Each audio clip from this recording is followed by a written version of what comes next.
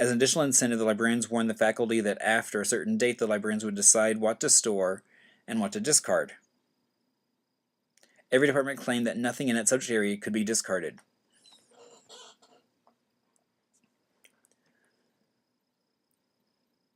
Related to the political barrier is the problem of size and prestige.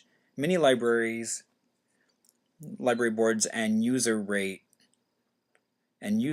rate libraries by the size. The bigger the better. This brings us back to the old epigraph, no library of 1 million volumes can be all bad. Quantity, though, does not always ensure quality. Collecting everything and throwing away nothing are much easier than selecting and deselecting with care. Librarians risk no political opposition, their prestige remains high, and only the taxpayers pay the price of maintaining everything the library has ever acquired.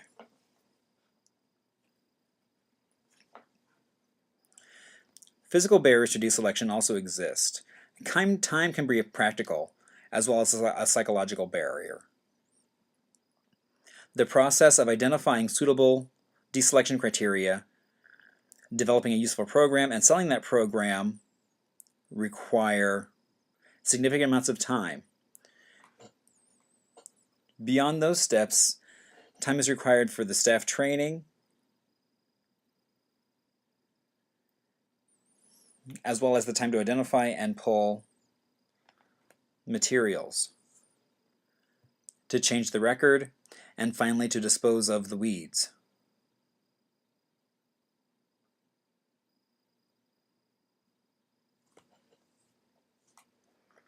With a small library staff, it's difficult to mount a major deselection project because there are too many things to do with too few people.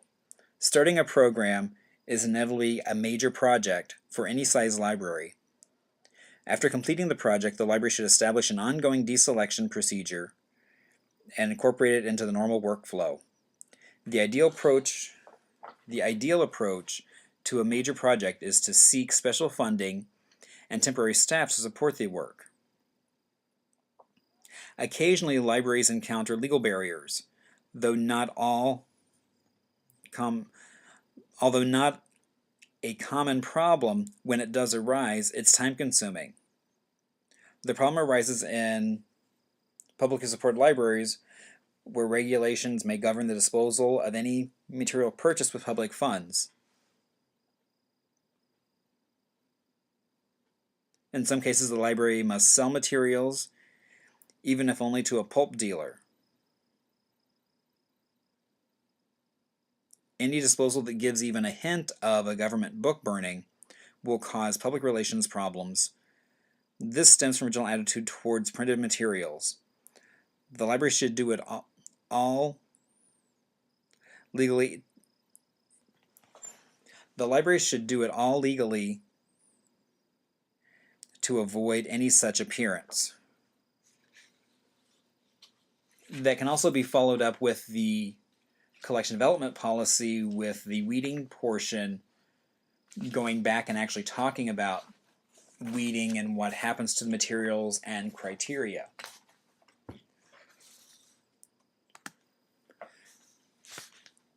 And while we're talking about criteria, MUSTI, which is also an acronym that came to us from CREW,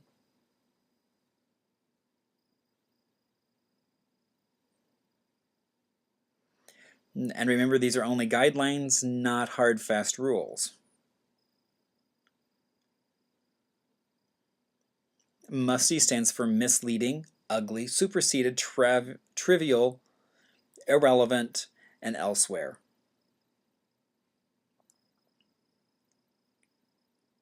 Misleading and or factually inaccurate. This item includes things that fail to have the essential period of time and not represent the age of the material. Ugly means it's just plain worn out. Superseded means that a newer edition has come out or a better source is now available. And sometimes that better source may not necessarily be print. It may also be an online source.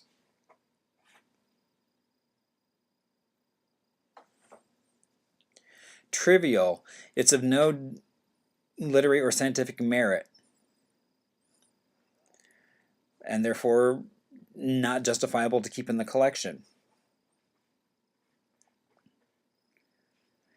Irrelevant to the current needs of your community.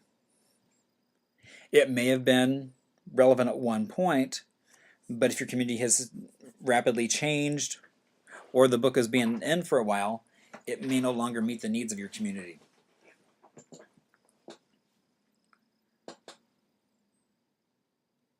Is the material elsewhere? Can the material be easily borrowed from another library in the area, whether it's through a consortium or interlibrary loan?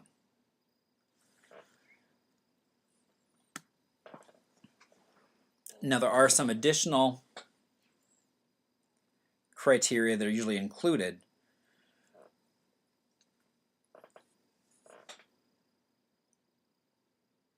And that's condition. So if the book is in poor condition,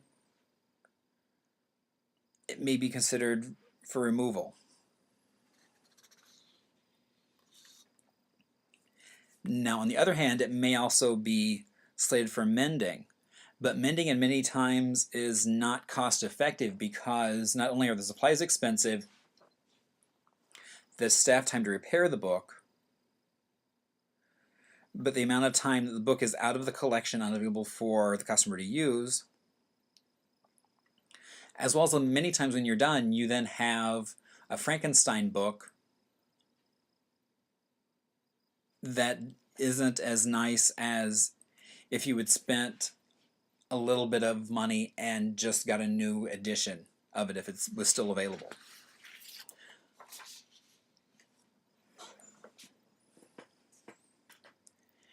Age. Evaluating an item's usefulness based on its age is a tricky point, especially for books. In many cases, old books hold very little value, monetary or otherwise, in a public library. Most customers prefer new books, regardless of the content. Now, in terms of age, is the book so fragile that it can't withstand normal library use? Or does it have some local historical value and therefore should be put into a separate collection or even donated to a historical society?